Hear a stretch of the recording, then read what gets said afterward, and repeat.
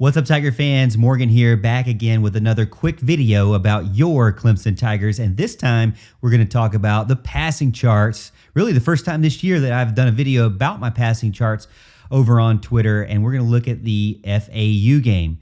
Hey, before we do, make sure you like this video and subscribe to the YouTube channel so you can stay up to date on all of my exclusive Clemson content I put out every single week. So my idea with this video was to take a look at the passing charts. First, we can take a look at the zone passing and the areas of the field that Cade Klubnik used and Clemson used versus FAU. And then we can look at some of the passing dots, specifically where the passes were. And then I want to take it even further and look at the actual plays that I felt like that were the most successful. Hint, hint, we'll look at the touchdown plays before it's all said and done. And at the end of the day, I want to get your comments, so don't forget to put in your comments, concerns, questions, emotional outbursts, whatever it may be, in the comments below. I'd love to hear from you.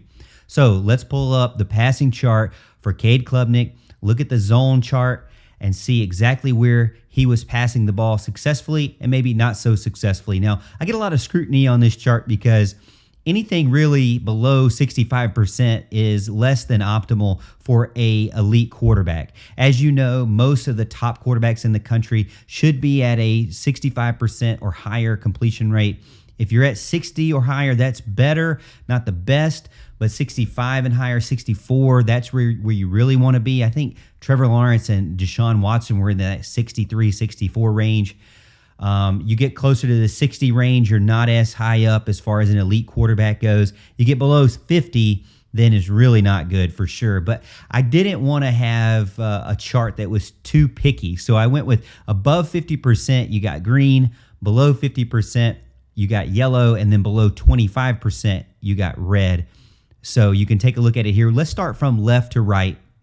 If you see on the left-hand side, Cade all green, 3 greens, 2 grays. Grays are basically he didn't have any passes there. So no big time, massively deep balls on the left-hand side and no balls behind the line of scrimmage on the left-hand side too. I think that's very surprising that there were no balls behind the line of scrimmage, but we'll get into that as we continue through the chart because I have some theories there as well. But beyond the line of scrimmage, you see here, he had 5 passes and completed 4, so 4 of 5. Overall, a good result from him from a passing perspective and a completion perspective. So the left-hand side of the field did very well. In the middle of the field, also pretty good. You look there, he had a big time, I would say, deep ball over the middle of the field. We'll look at it here. We'll look before the video's over. We'll look at it, and it is that Tyler Brown pass that was a touchdown in the deep part of the end zone. Below that was a missed ball in the middle of the field. I think it was to Jake Brenningstool. Don't hold me to it. I can't remember every single pass. But then under 20 yards, he was pretty good. 2 for 2 and 3 for 4. So overall, what is that? That's 6, 7, 8. So 8 total passes. 3 out of 4 were green. 1 was red, and he completed 6 out of 8. So overall good. And again, not any passes behind line of scrimmage in the middle of the field as well. And let me give you my theory on that. So when you look at the running game, you had Phil Maffa with over 8 yards per carry. You had Will Shipley a little bit under 4 yards a carry, and both Cade Klubnik and Dominic Thomas both had over 5 yards per carry, and all 4 of those guys had big-time runs that were over 10 yards. So the running game was working really well against FAU, which in my theory is you don't really need those short behind the line of scrimmage passes to help supplement the run game and help improve on that. I think that Clemson was already very successful in those short yardage plays and even successful between the tackles. So in that case, you don't need those behind the line of scrimmage passes. So that's my theory. Let me know in the comments if you agree or disagree. Maybe I'm missing something there. Maybe that's too simple, but that's just what my thoughts are. On the right-hand side, not as good. You see some red there and a yellow there. So no big passes beyond 30 yards. That's gray. Then he had 0 for 1 beyond 20 yards. Now that really was a throwaway. So honestly, if you're being, more lenient, you could probably say actually both of those red squares there were throwaway passes out off the field. So was it a bad decision? Well, this chart doesn't show decisions. So that's why you can't really take everything as, black and white fact, because you would probably say, compared to what you've seen from Cade in the past, where he's just thrown interceptions or pick sixes, you don't want that, right? So throwing the ball away out of bounds is actually better. So those two incompletions there were throwaways. So you can't really knock him for that. So let's take those away. And when you take those away, he went 6 for 11 overall. So, and that was 10 yards or less, 6 for 11. Not the worst in the world for sure. Could be better. And one of those 6 for 11 and 10 yards or less, one of those in the yellow square was a drop by Bo Collins. So you could say, what would that be? You could say 7 for 11 if you give him that one, and that was completed. So again, not really a bad game overall. Great result from Cade Klubnik because, one, there is no interceptions on this board. That is big time for Cade. That's what you wanted from a Clemson offensive perspective. You know that they lost to Duke and they didn't look good.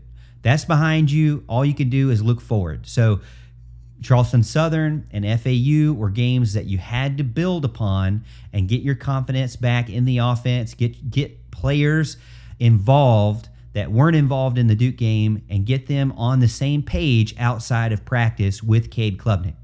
Get Cade away from those disastrous turnovers, as Dabo had mentioned, and get other players involved in the passing game. I think it's been a success the past 2 weeks building up into Florida State. I'd like to know what your thoughts are on the game and the past 2 games and the development of the offense. I feel like it's been a success because you've gotten guys like Tyler Brown involved more. You've got Adam Randall in this pass game involved. You've got Troy Stellato involved. So there are players that are not named Antonio Williams. I don't want to beat him up because he's typically been the go-to guy, the leading receiver on the team. You've got guys like that have been kind of stepping into roles and helping provide more options for Cade Klubnik. On top of that, you still have Will Shipley, who's able to get a pass. One of those green ones down the bottom right-hand corner was -6 yards. So he started and caught the ball 6 yards behind the line of scrimmage. And it ended up being an 8-yard gain total for the team. So you've got guys out of the backfield like Will Shipley who can turn a negative pass play into a positive yard play and even convert the first down. So that's why it's so lethal from your running back perspective to have that there, and that's an additional option for Cade. I like what I see overall from the offense. A lot of fans say, I want to see more over the middle of the field. I guess you could say that. I really don't say that because every team and every game is unique. In this game in particular, Clemson was very successful in the punt returns. They were very successful running the ball. So a lot of times when Cade was ready to throw the ball in later down situations, he really didn't have to go the entire length of the field. He had half the field or less to work with, and I believe he utilized that very well, specifically with his touchdown passes, as we'll see. So let's get into those touchdown passes specifically, and let's look at those highlights and analyze them and kind of enjoy them as well. All right, first up, we're looking here, 7 minutes, 35 seconds on the clock, 2nd and 5. You see 3 wide receivers lined up to the left-hand side. Well, really 2 wide receivers and a tight end in Sage Ennis. The key guy here is Tyler Brown. But one thing I want you to look at, too, is the offensive line didn't really do that well. I mean, you could probably say that the right guard, Mitchell Mays, held the defensive lineman away from sacking Cade, and he kind of held him from behind. It looks a little awkward there if you go look at it. But overall, again, what happened is the FAU defense crashed in on Sage Ennis across the middle of the field. They actually had triple coverage on Sage Ennis and left Tyler Brown one-on-one, in which he got 2 steps beyond the farthest defender who was covering him, and it was an over-the-shoulder touchdown pass for a big-time, the biggest pass of the night, big-time touchdown for the Tigers. And a good confidence booster there. Again, Tyler Brown has really come on. He's a true freshman from Greenville High School, and that's what you want to see is Clemson continuing to develop their younger guys to be able to show what they can do outside of practice and get on the same page with Cade Klubnik. You'll see the route tree here as the broadcast goes back through exactly how he ran it. Just a simple, far post, opposite post route across the middle of the field. And, he gets behind the defender for a big time pass and a big confidence booster for Cade.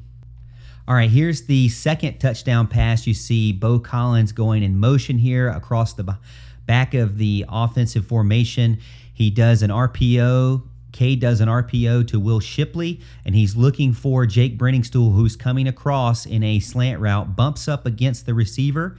And one good thing is you see that one-on-one coverage, and there's no safety help in the middle of the end zone. So it's an easy let your bigger defender win the one-on-one, and that's exactly what Brenningstool does. He has to throw it a little bit higher to get over that safety who has creeped in, but he does so well and effectively, and number 9 gets a touchdown. Again, going into the preseason, Brenningstool needs to be that guy that shows that he can be reliable in the passing game and catch those one-on-one, win those one-on-one battles, and he does right there. As you see the replay, again, Cade had to kind of put a little air on it to get over number 0 from the defense, but he does so well and effectively executes.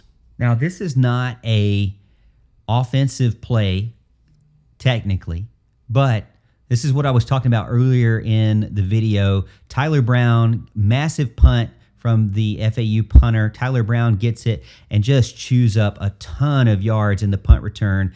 Gets all the way to the 25-yard line on his return from the opposite end of the field. If you go back on the film and look, he caught it at the 30-yard line and got beyond the opposing 30-yard line to the 25-yard line, got him right in the red zone there for, easy field position for Clemson to be able to work with. A lot more advantageous there. And then the third down play later on in that following offensive series, Tyler Brown makes a big catch to the outside